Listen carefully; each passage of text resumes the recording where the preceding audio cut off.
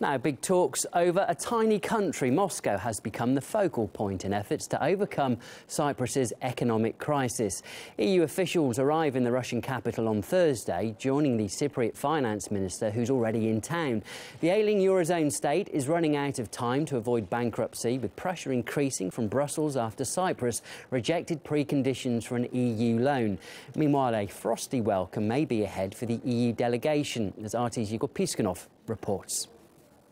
Russian authorities were already quite critical of the Cyprus bailout plan proposed by Brussels and the so-called troika of key investors, which is aimed at taxing private bank accounts in the country. On Wednesday, Prime Minister Dmitry Medvedev had some more strong words to say.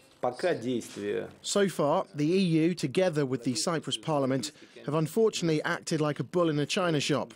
I think all possible mistakes which could have been made in this situation have been made.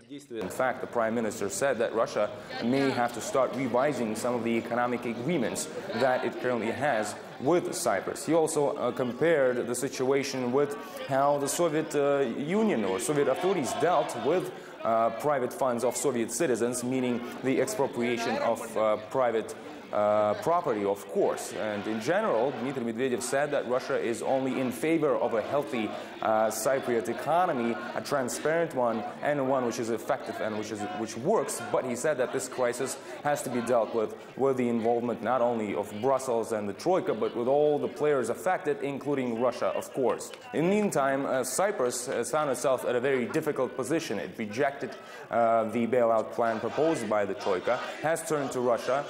The Cypriot finance minister has been meeting with Russian officials in Moscow throughout Wednesday. There's speculation that Cyprus is asking Russia for a loan.